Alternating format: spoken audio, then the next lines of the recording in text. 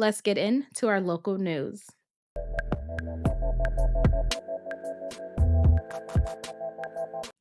So, guys, the first thing that I wanted to just touch on because I've been, kind of hinting towards the governor race in Connecticut.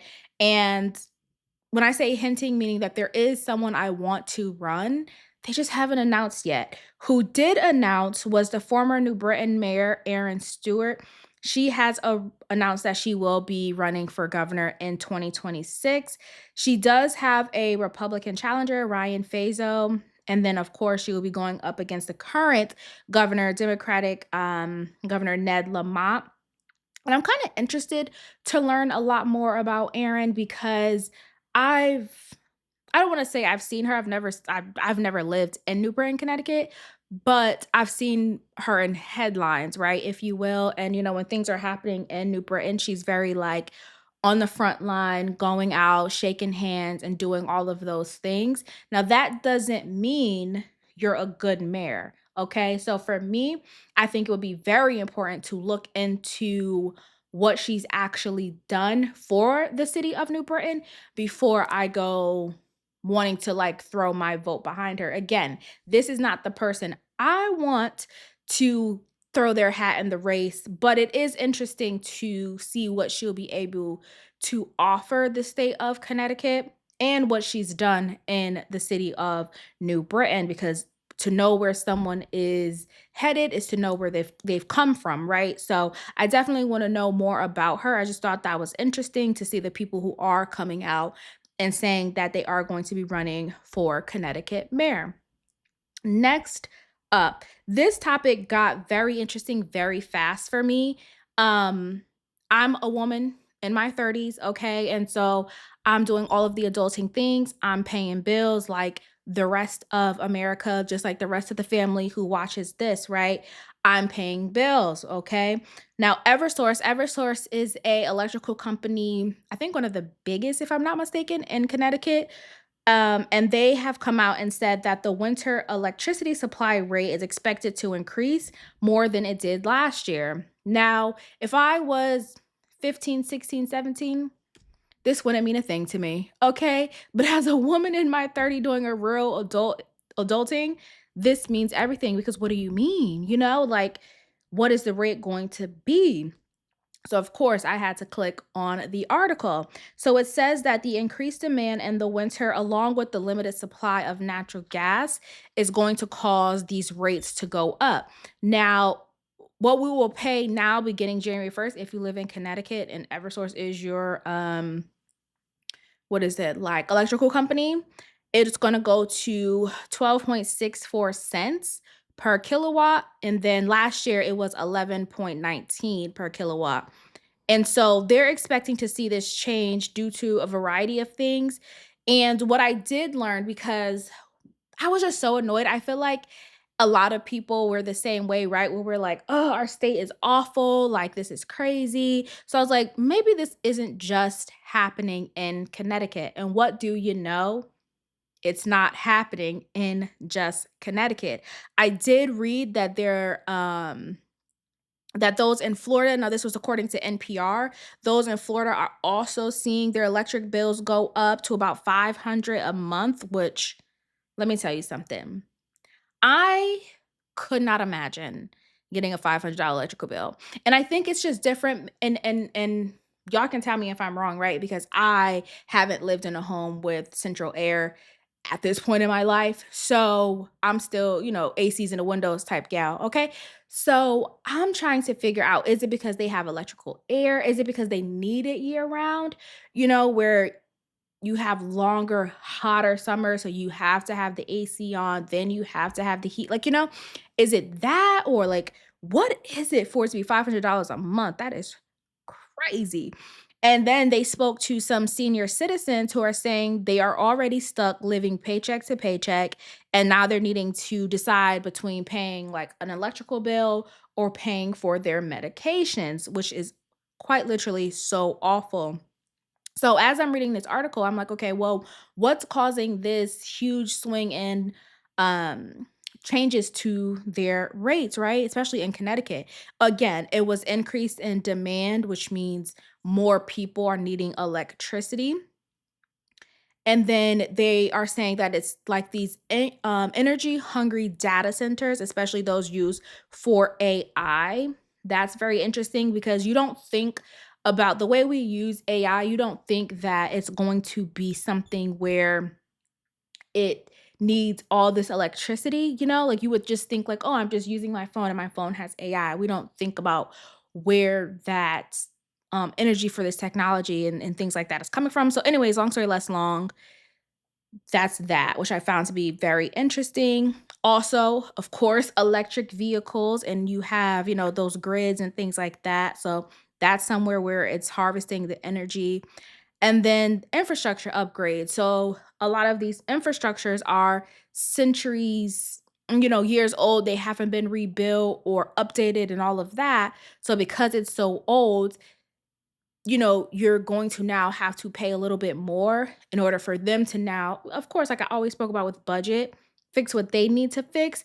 And as I was reading this article, it says that's why a lot of times you'll have outages and power will be going down or your power is like going in and out and stuff like that is because your electrical grid is probably shot and that's something that needs to be updated and repaired.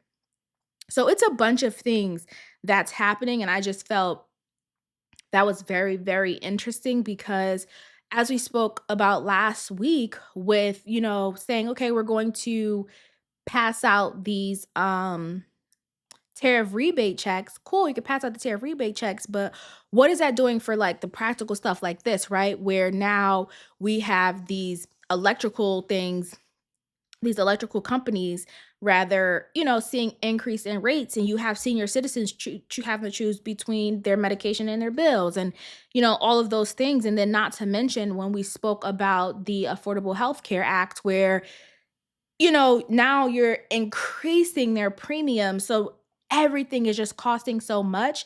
And that little 2000 isn't really going to stimulate the economy like Trump thinks it will, especially when you have real things like this happening. So as we go into the winter season, that's definitely something I'm going to pay attention to and just see, how nationwide, what's the reaction to this? Because I know as we get into older people getting sick, not being able to afford the health insurance, all of that is going to matter, especially when you think about the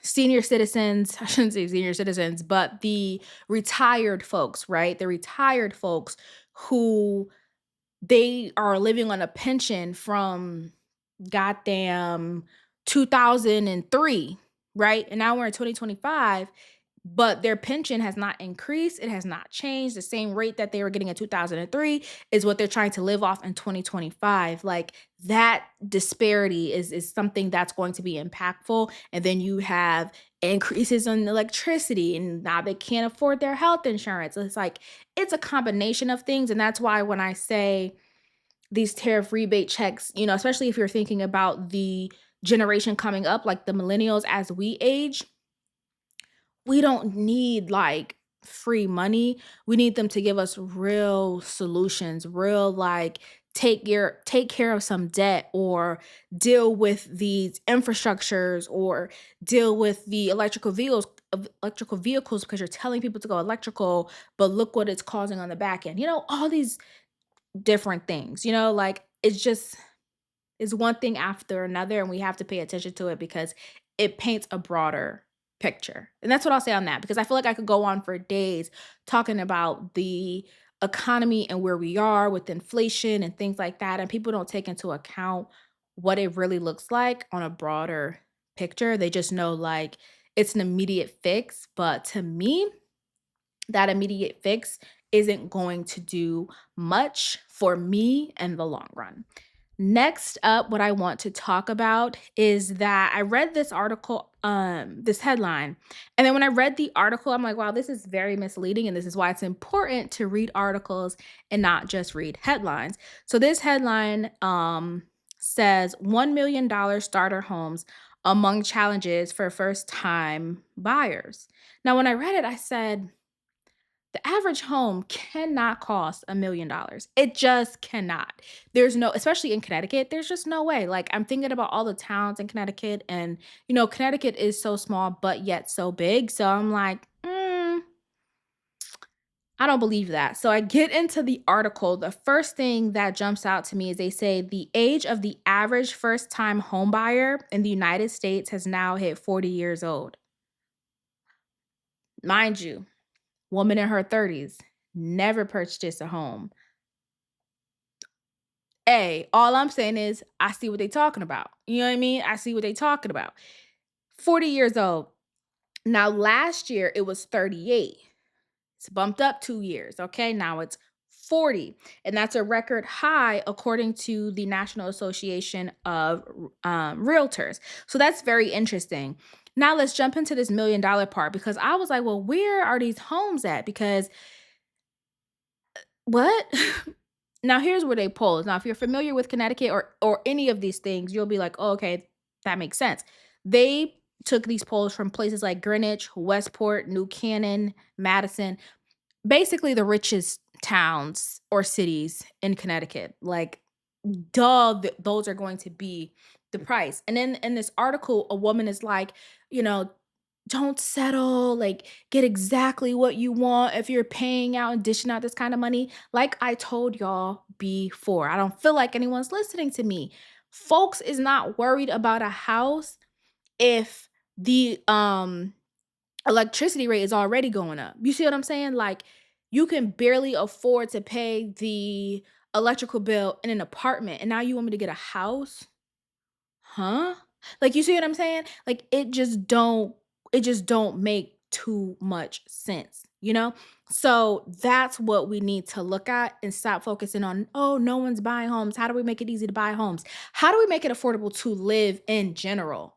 Whether I got a home, an apartment, let's make it affordable to live in general, and then we might be able to solve some problems and to stimulate the economy. You know what I mean?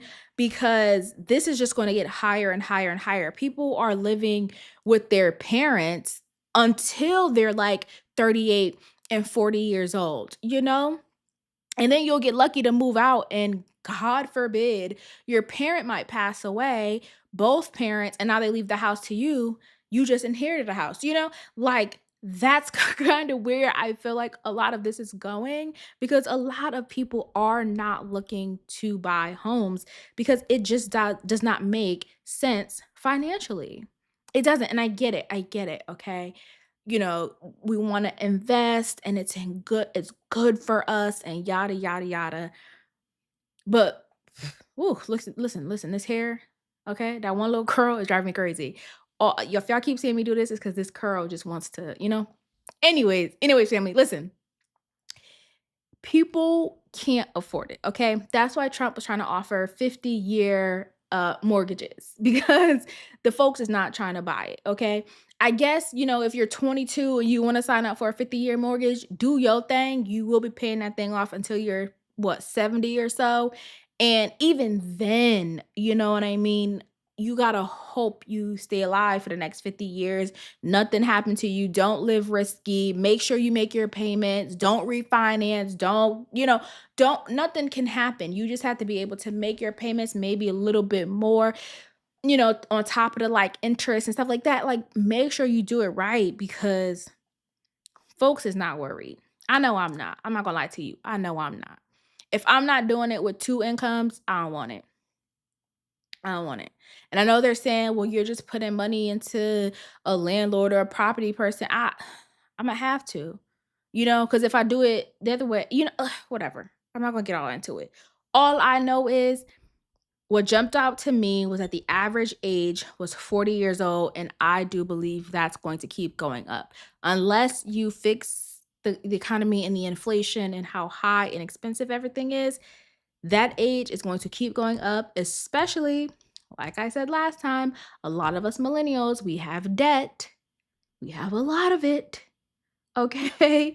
So we're not running to go and sit down at a bank for a bank to tell us we don't make enough to afford this and yada, yada, yada. I'm just gonna be honest with you. That's that. Now, what I was so excited to get to, because I told you guys I would keep on top of this story. Now there weren't that many updates, but it is interesting. What am I talking about? I'm talking about the Ohio woman who broke into a man's house and sliced and diced his jewels. Yes, yes, that's what she did. Uh-huh. That's what she did. Now, here is the get you gotcha. Here is the gag, y'all. The case was dropped. Yes, the case was dropped. Now, the case was dropped because the victim, hmm, the man who got his jewels sliced and diced to the white meat, if you know that reference, we locked in. They were sliced and diced to the white meat. He didn't show up to court 2 times. Case dismissed. Case dropped. What? Listen, what? Mm-mm. If I don't know nothing, I know that woman, she got something with her, okay? I couldn't tell you what it is, but oh, I can imagine. She got something with her. So, the court docket alleged that the victim failed to appear twice for court. And um, yeah, so then the case was dropped. Like, there was no meat and potatoes to the article. It was like it spelled out what happened and then it said he failed to appear, so the case was dropped. Absolutely crazy. And then also, I did put the picture up. So the picture that was shown of her mugshot, they said that was from a previous arrest. So she got arrested another time. I didn't look into it. She got arrested another time and was smiling in the mugshot. Let me tell you something. Either they want some Ike and Tina and it just got a little too crazy, or they want some Ike and Tina. You know what I mean? And not for nothing, she's giving Ike and he is giving Tina. Because what do you mean this lady sliced and diced your jewels? Huh? She did what? And you didn't want to appear in court? Mm-mm. What's her name? Janetta is she a wild one. I tell you that. She a wild one.